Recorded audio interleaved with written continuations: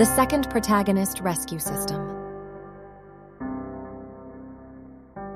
Chapter 1. The disappearance of the writer.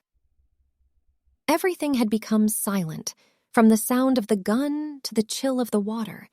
Yet what unfolded remained stranger than anything an ordinary human or even an imaginative writer could have predicted. The bright light streamed in through the window of the dimly lit room, causing the young girl with dark hair to forget her drowsiness and awaken. Her deep brown eyes appeared almost black and slightly dazed. She felt disoriented. What time is it? Why didn't the alarm wake her up? Her gaze wandered around the room before settling on the young man with golden hair who was staring at her observantly. His handsome face surpassed anyone's expectations, leaving the girl breathless. Her storytelling abilities immediately made her realize that this was not a dream. The young man was still the same person from last night. "You are," the young girl exclaimed, clutching the blanket tightly. She looked at him with fear. Her body felt an unfamiliar chill as the breeze swept in. "Are you awake?" He smiled gently, as if he were a completely different person from the previous night. His azure eyes shimmered with tenderness and gentleman. He reached for a long-sleeved shirt and an undershirt, handing them to her. "I'm sorry I didn't provide you with clothes last night. I don't have women's clothing, and I've never dressed a woman before." As she looked into the eyes of the person in front of her, speaking despite his flushed face, the young girl felt relieved. Where did the cool come from? Perhaps it was because she had emerged without wearing a single piece of clothing. The young writer's face didn't know how to react in this bizarre situation, just like the foreign young man who held women's clothing and underwear as if he were mentally ill. Soon, she quickly grabbed the clothes and chased the other person out of the room. Siren Cry's writer looked at the oversized underwear, feeling exhausted. If it were a normal situation, she would have screamed, but her mind quickly calmed down, and she accepted everything more easily than she had anticipated. She felt like a child wearing oversized adult clothing, as the large blue shirt given by the other person engulfed her slender legs. The young girl hastily searched for some loose fabric around, tying it around her waist to facilitate movement. "You can come in," she said. As soon as she granted permission, the young man with golden hair entered the room once again. He paused for a moment, slightly taken aback by the sight of someone smaller than the shirt he had given, finding it endearing at first glance. Getting straight to the point was better. Every time she wrote a novel, the young girl tended to envision the setting before continuing the story. The current situation was no different. "Could you please tell me where this place is and what your name is?" she asked. In the year 2020 AD, in the world of Sevia, a large number of cataclysms descended upon the human world, leading to a major division among humans. Most humans were unable to withstand the radiation emanating from the nuclear disasters and transformed into zombies. However, some individuals underwent a unique evolution and gained special abilities to survive. The world became divided without social classes. There were only hunters and the hunted. Life became a daily struggle for survival, devoid of peace and laughter. Every day was filled with running for one's life. Among these exceptional individuals, one police officer managed to recover in a hospital filled with corpses. Her name was Ana Carrera, and she had gained the ability to merge with living creatures after her development. 6 months had passed since Anna's recovery from her injuries. The surroundings of the hospital were desolate, filled with corpses and traces of desperate attempts to treat abnormalities. The condition of the city was no different. Initially, Anna had no idea about her newfound powers. She only desired to find her younger sister. Her journey began, and along the way, she encountered the main characters of her own story. There was Francis Gale, the male protagonist with black hair and a cold demeanor, and Zane Arnors, a kind-hearted and gentle supporting character who was in front of the Siren Cries writer. So, to put it simply, the writer, who was not the main character from the aforementioned story, had somehow entered the novel she wrote, and the character right in front of her is the seemingly benevolent side character, whom she recently inflicted harm upon him in the novel. "I'm Zane Arnors," the young man with golden hair said, accompanied by a slight smile.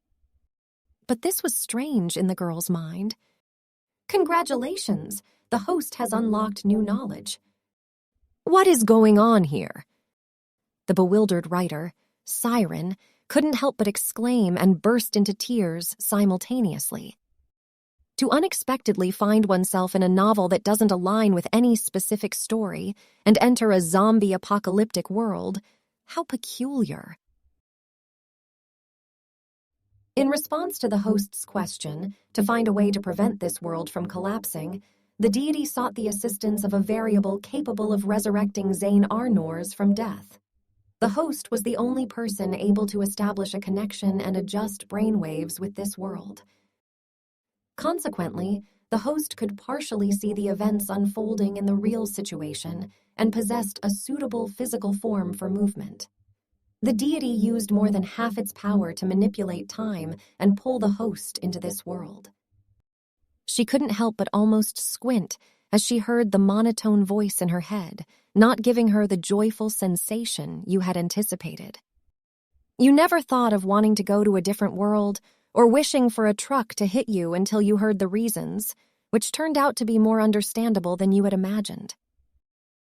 Yes, sometimes the stories she wrote come from her dreams, and other times she embellished and enhanced them with her imagination.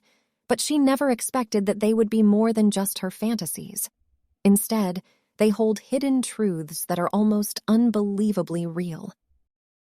Before she could say anything more, Siren's ears caught a faint sound. "They're coming," he whispered, his anxious gaze fixed upon her. "We need to hurry and go." The large figure beckoned the young girl with black hair to follow him, as danger lurked not only from the human zombies, but also from the zombie dogs with a heightened Zane's smell. This made it difficult for the survivors to hide in their usual locations. They began climbing up the high hill where they could see the abandoned houses from before. It was a good time, with the wind blowing in the opposite direction, preventing the canine zombies from detecting any scents from above. "Saria, what abilities do you have?" whispered the other person, as both of them kept a watchful eye on the pack of mutated dogs that sniffed around and explored the abandoned houses. "I don't know." Caught off guard by the sudden question and unable to think quickly, she hurriedly changed the name written on her pen from Siren Cries to Saria. It would seem strange to the people here if she used her real name in Thai. Answering the host's question, the ability of the host is a system that assists the second protagonist. And what is it exactly?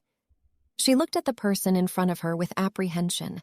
If she were the protagonist in this story, like Francis, the first male lead, he would probably think that she was useless and leave her behind without a doubt. Then what about this second male lead like Zane? What would he going to do with her? He raised his hand and gently stroked her head as if comforting her. "It's okay if you don't know yet. You possess a rare hair color, and I believe that Saria's power must be formidable." Saria sweated profusely, her black hair being a very ordinary thing in her world. But in this world, no one had hair of this color, as those with black hair were chosen by the gods alone and possessed powers even more powerful than demons. Take, for example, the main protagonist of the story, Francis. It could be because of this reason that the second male lead hesitates to abandon someone like her. "Me either. I also don't know my power," the other side responded, giving her a dry smile. But in truth, just his sidearm and physical abilities alone surpassed hers by many folds. Announcement. The first mission of the host is to zain the second protagonist into the mutant dog pack. The monotone voice resonated once again. The young girl felt extremely bored. If she remembered correctly, this must be the first time the second male lead revealed himself and unleashed his extraordinary powers. However, the person he had saved pushed him down into the putrid, dog-infested swamp to escape and survive alone, leaving Zane feeling hopeless, angry, and vengeful. But he could do nothing but fight against the dogs and get bitten almost to the point of death. However, that person couldn't survive the onslaught of zombies above either. The wounded and bitten divine protector quickly supported himself and escaped to seek refuge in a cave. Miraculously, he managed to survive with the help of the glowing crystals residing within those dogs. He consumed them, and they aided in healing his body. However, the dog's infection remained. Eventually, it transformed into his extraordinary power. And why does she have to do that? Even though it may sound unfair, people born in a peaceful world like hers wouldn't be able to handle something as challenging as this. If she does it, will she be able to return to her original world? Answering the host's question. The host can return to the original world only when you help the second protagonist until the final chapter was written by the host. If the host deviates from the system, the host will have to continue living here. You looked at the kind-hearted person beside you with a sense of guilt before turning her gaze to the back. Slowly, the lower-level zombies were approaching this way. However, the protagonist, who was observing the situation, remained unaware. It was unfolding exactly as the story that she had written. Nothing wrong with it. The only difference is that the character in this chapter is none other than her. Saria stood up and caught the surprised gaze of the figure sitting on top of the hill. Zombies, she muttered, filled with fear, and began to step back, accidentally bumping into the person on the other side without having enough time to compose herself. As the seat that Zane was sitting on slid down below, he widened his eyes and quickly reached out to grab onto something nearby. However, it turned out to be the leg of the girl who unintentionally pushed him down. "Ah!" "What?" she wrote. "It's not like this at all." If you enjoyed this story, don't forget to hit the like button and follow along.